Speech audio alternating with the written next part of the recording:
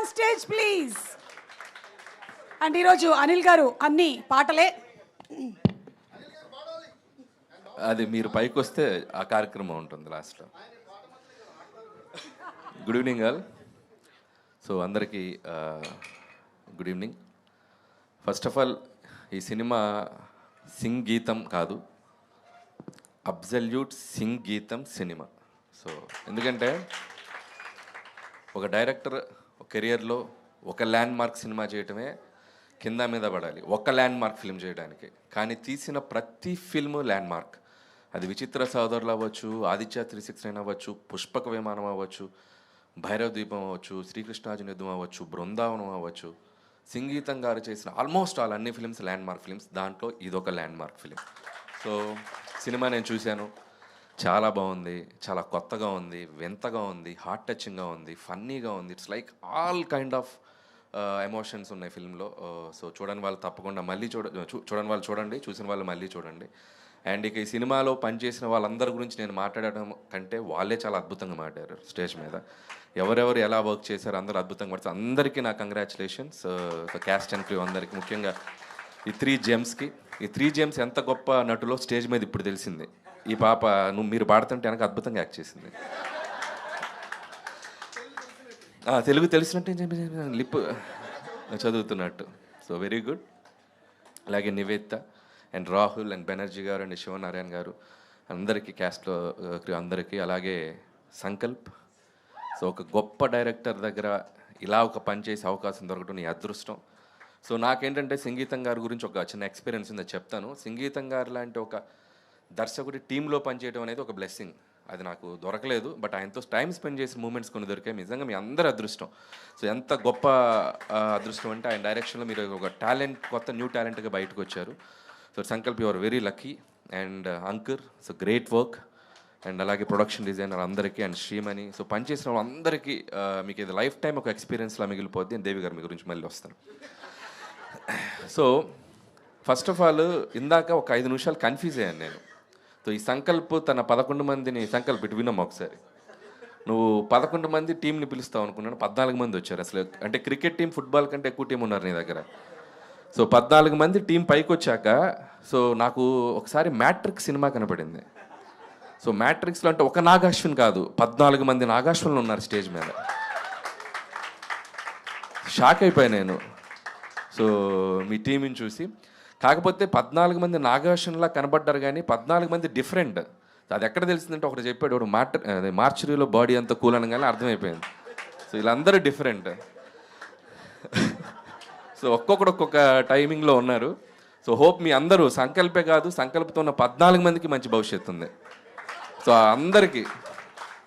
So ఎందుకంటే ఇలాంటి సినిమాని ఎగ్జిక్యూట్ చేయాలంటే టాలెంట్, పేషెన్స్తో పాటు ఒక మ్యాడ్నెస్ ఉండాలి.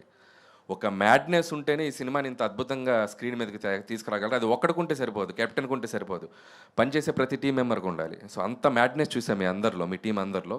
So hats off to you guys అందరికీ. So I wish you all the best.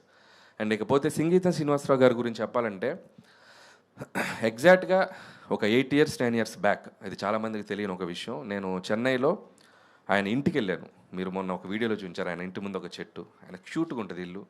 ఇంటికి వెళ్ళాక ఆయనతో మాట్లాడుతూ, ఆయనది ఒక సపరేట్ గది ఉంది పైన. సో అది మెట్లెక్కించి పైకి తీసుకెళ్లారు. ఆయనకు అప్పుడు ఆల్మోస్ట్ 87, 88 ఉంటాయేమో. మెట్లు కూడా మోకాల పర్వతంలో ఉంటుంది, అది మామూలు ఇల్లు కాదు, అది ఇలా ఎక్కాలి. సో ఆయన యంగ్స్టర్ లాగా ఎక్కేస్తాడు. మనం బాగా తిని వెళ్ళాం.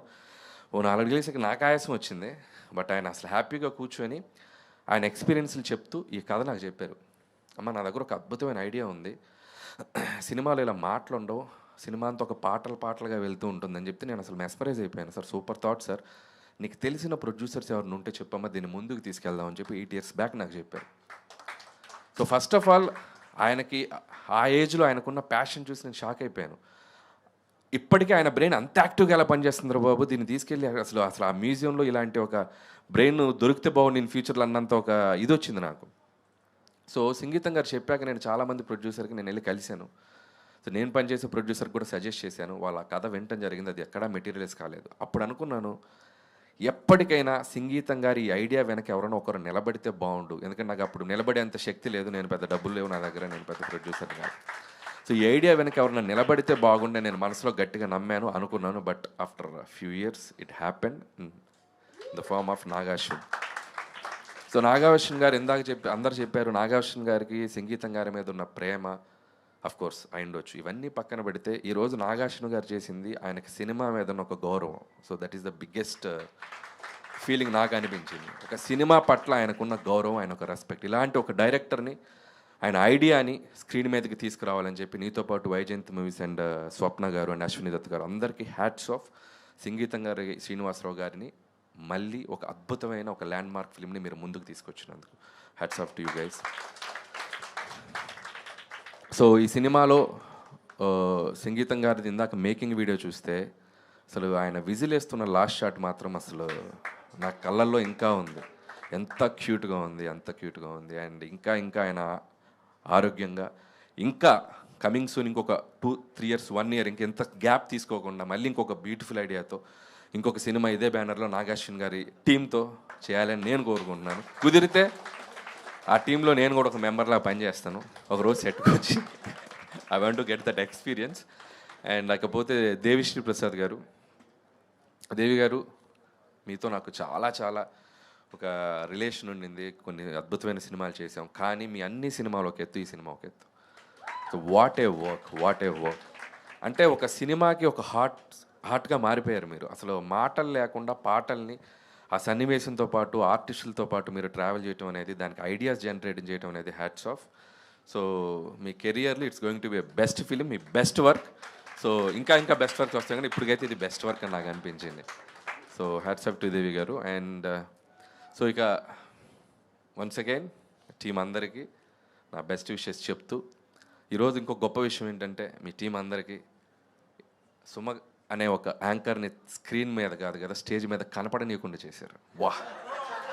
So credit goes to Sankalp ఒక స్టేజ్లో సుమ అనే ఆవిడ ఒక యాంకరా, అసలు ఆవిడ ఒక హోస్టా అన్నంత డౌట్ని క్రియేట్ చేశాడు. మొత్తం తనే రన్ చేశాడు షోని. సో 11 మందిని ఎక్కించాడు. నువ్వేంటి మొత్తం. Great work Sankalp. సుమగారు అవసరం లేకుండా చేసే ఈవెంట్లో. ఏదైనా సినిమాకి సంకల్పం ఉండాలి అంటారు, కానీ నాగశ్వన్కి సంకల్పే ఉన్నాడు. అండ్ అనిల్ గారు, మీరు వెళ్లే ముందు ఒక మంచి పాటతో వైండప్ చేయాలని. మరి మీరు పాడాలి. తప్పకుండా. నాతో పాటు నాగార్జున కూడా రావాలి. రండి ప్లీజ్. ఆయనతో పాటు దేవి గారు కూడా రావాలి.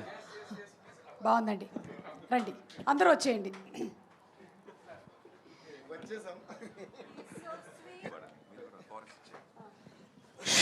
సీక్రెట్.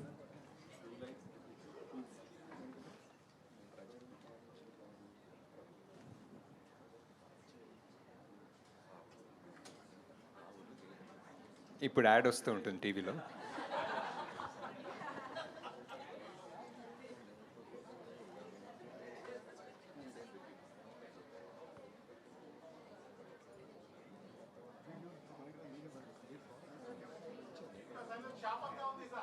అయిపోయింది. సీక్రెట్ డైరెక్ట్గా చెప్తుండే వినాలిగా.